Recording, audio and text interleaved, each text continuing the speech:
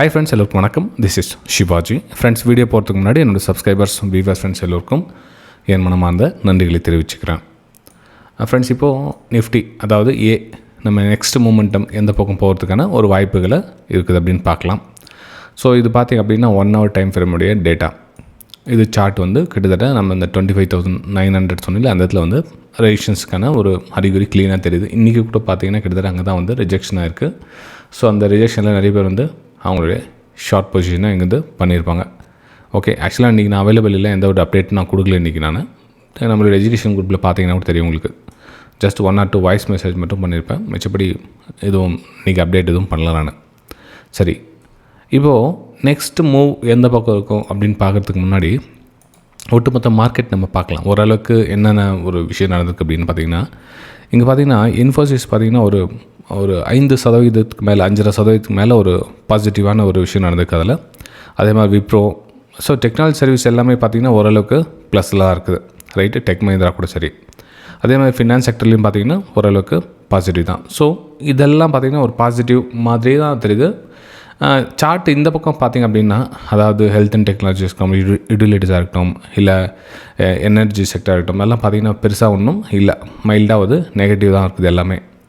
சரி, இப்போது நம்ம பார்க்க சொல்ல நம்ம இங்கே அதாவது இன்ட்ராடே ட்ரேடிங் பண்ணுறதுக்காக நம்ம அடுத்த வாரம் எந்த மாதிரி பிளான் பார்த்திங்கன்னா, இங்கே கால் ரைட்டர்ஸ் தான் அதிகமாக இருப்பேன். கொஞ்சம் பார்த்திங்கன்னா தெரியுது பக்கம் கால் ரைட்டர்ஸ் தான் இந்த இடத்துல இன்னும் ஸ்டில் இருக்காங்க. கால் ரைட்டர்ஸ் அதாவது 26,200 வரையிலும் உங்களுக்கு கால் ரைட்டர்ஸ் வந்து ஸ்ட்ராங்காக தான் இருக்காங்க. புட் ரைட்டர்ஸ் வந்து ரொம்ப கம்மியாக தான் இருக்காங்க. அப்போது இது என்ன ஒரு சிக்னிஃபிகண்ட் காமிக்குது நமக்கு? சப்போஸ் மார்க்கெட் வந்து 25,900 அதாவது என்ன சரி 25,900 தாண்டி க்ளோஸ் இருக்காத வரலாம் நம்ம வந்து ஒரு அப்பர் சைடுக்கான பிளான் எதுவும் பண்ண முடியாது. ஓகே, அப்படி எப்போனா இந்த இடத்துல இது வந்து 2 கால் ரைட்டர்ஸ் வந்து நம்ம தூக்கணும். யாராவது இந்த புட் ரைட்டர்ஸ் வந்து இங்கே ஒன்று அதிகமானதான், இது வந்து கம்மியாக தான் நமக்கு ஒரு அப்பர் சைடுக்கான ஒரு பிளானை நம்ம பண்ணலாம்.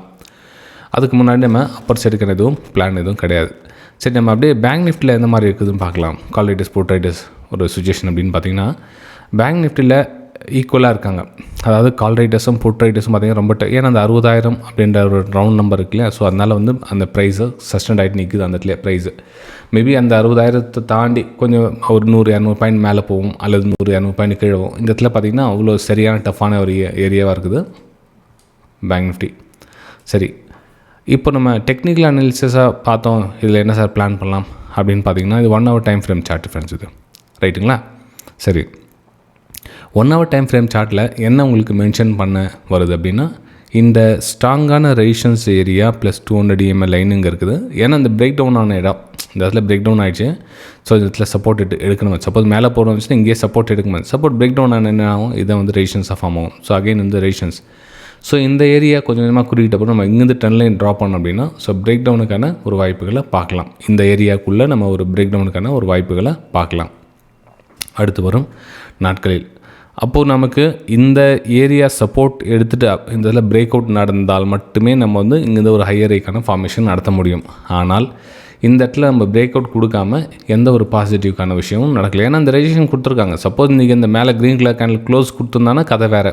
அதுக்கப்புறம் ப்ரைஸு திரும்பி இருக்கும், 200 EMAக்கு மேலேயும் ப்ரைஸ் ட்ராவல் ஆகிருக்கும். ஆனால் இங்கே நடந்த கதையே வேறு. சரி, அப்போது நம்ம என்ன பண்ணலாம்? இதில் என்னோடய வியூ, நான் நம்மன்னு சொல்ல வரல, என்னோடய வியூ, நான் ஒன்லி ஃபார் டவுன் சைடுக்கான ஒரு பிளான் தான். இங்கேருந்து நீங்கள் இன்றைக்கி கூட பார்த்தீங்கன்னா ஆக்சுவலாக எந்த அப்படின்ட்டு நம்ம டவுன் சைடுக்கான பிளான் கண்டிப்பாக பார்த்துருப்போம். ஆனால் டவுன் சைடு எதுவும் நடக்கலை ப்ரைஸ். அதே மாதிரி இங்கே காலையில் ஒரு அப்பர் சைடுக்கான ஒரு மூமெண்ட் இருந்துச்சு. ஸோ அது எப்படி சார் அப்பர் சைடு மூமெண்டம் நடந்தது அப்படின்னு பார்த்தீங்கன்னா, நம்ம 10 minutes டைம் ஃப்ரேமில் இன்டர்டேக்காக நம்ம லாஸ்ட் அப்டேட் கொடுத்துருந்தோம் இல்லைங்களா. ஸோ அதையும் கூட பார்த்தீங்கன்னா தெரியும் உங்களுக்கு. லாஸ்ட் என்ன கொடுத்தோம், அந்த லைன் கீழே பாட்டம் லைன் பாருங்கள். ஸோ இதெல்லாம் பார்த்தீங்கன்னா ஒரு சப்போர்ட் ஏரியா இருந்தது. ஸோ இந்த இடத்துல வந்து பிரேக் டவுன் ஆச்சு, ரீடெஸ்ட் ஆச்சு, ஆகி கீழே வரல, திரும்ப மார்க்கெட்டிங் மேலே ஓப்பன் ஆகுது. ஸோ மேலே ஓப்பன் ஆனால் அப்புறம் கீழே சப்போர்ட் எடுத்து அகைன் வந்து கண்டினியூ மேலே ஆகிருக்கு. மேலே போய்ட்டு இந்த ரெசிஸ்டன்ஸ் ஏரியா கிட்ட வந்து ப்ரைஸு ரிஜெக்ஷன் ஆகிருக்கு. ரிஜெக்ஷன் ஆகிட்டு கீழே வந்து எம்பேட்டர் மாதிரி கிரியேட் ஆகிட்டு டவுன் அகைன் சப்போர்ட் லெவலில் வந்து ப்ரைஸ் ட்ராவல் ஆகிட்டு இருக்குது. ஓகே, ஸோ அகைன் வந்து இந்த கீழே டவுன் சைட் க்ளோசிங் கொடுத்துச்சு அப்படின்னா நம்ம இந்த 2 லெவல் இருக்குங்களா, இந்த கீழே இருக்கிற லெவல்லாம் டார்கெட்டாக பார்த்து நம்ம எக்ஸிட் ஆகலாம். அதாவது அடுத்த ட்ரேடிங் செஷனில் இந்த இடத்துல வந்து எக்ஸிட் ஆகிறதுக்குன்னா ஒரு பிளானை நம்ம பண்ணலாம். ஓகே, இது வந்து ஏல என்னுடைய வியூஸை நான் ஷேர் பண்ணிக்கிட்டேன். நெக்ஸ்ட் நம்ம பியில் பார்க்கலாம். பியில் பார்த்திங்க அப்படின்னா கொஞ்சம் டிஃப்ரெண்ட்ஸாக திங்க் பண்ணுங்க ஃப்ரெண்ட்ஸ். இந்த இதில் நான் 1 hour டைம் ஃப்ரேமில் ஷிஃப்ட் பண்ணிக்கிறேன், உங்களுக்கு கொஞ்சம் ஈஸியாக இருக்கும் அப்படின்றதுக்காக. சரி 30 minutes கூட ஓகே. இங்கே பார்த்திங்க அப்படின்னா இந்த 59,900 அந்த லெவல் பார்த்திங்கன்னா ஒரு பிரேக் டவுன் ஆன இடம் அது. இதெல்லாம் வந்து சப்போர்ட் இருந்த இடம், சப்போர்ட் பிரேக் டவுன் ஆகிட்டு இந்த இடத்துல ட்ராவல் ஆகிடுச்சு. ஆக்சுவலாக பார்த்திங்கன்னா இதை உடச்சிட்டு மேலே போயிருக்காங்க. ஓகே, ஸோ உடச்சி கீழே சப்போர்ட் எடுத்துருக்காங்க. இந்த 59,900 சப்போர்ட் எடுத்துகிட்டு மேலே போக ட்ரை பண்ணுறாங்க. ஓகே, அப்போது நமக்கு இந்த சப்போர்ட் கீழே க்ளோசிங் கொடுக்காத வரல நம்ம எவ்ரி புல் பேக்லேருந்து ஒரு அப்பர் சைடுக்கான பிளான் தான் நம்ம வந்து பியில் எடுக்க முடியும். இதில் வந்து பியில் வந்து செல்லிங்கான வாய்ப்புகள் கொஞ்சம் கம்மி தான்.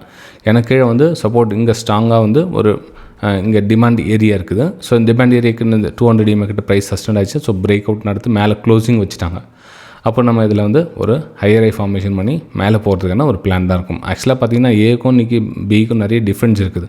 வெறும் 28 புள்ளிகள் வந்து ப்ளஸில் கொடுத்துருக்காங்க. ஆனால் இவங்க பார்த்திங்கன்னா 515 புள்ளிகள், கிட்டத்தட்ட 1% வந்து பியில் வந்து பையர்ஸ் வந்து க்ளோசிங் கொடுத்துருக்காங்க. ஸோ அதில் வந்து ஒன்லி ஃபார் பையிங்கான ஆப்பர்ச்சுனிட்டிஸ் பார்த்தா பெட்டராக இருக்கும்.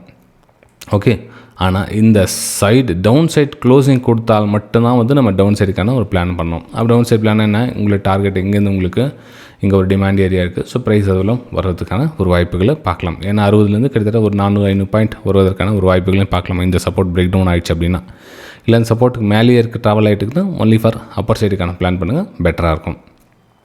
ஓகே, நெக்ஸ்ட் நம்ம எஸ்ஸில் பார்க்கலாம்.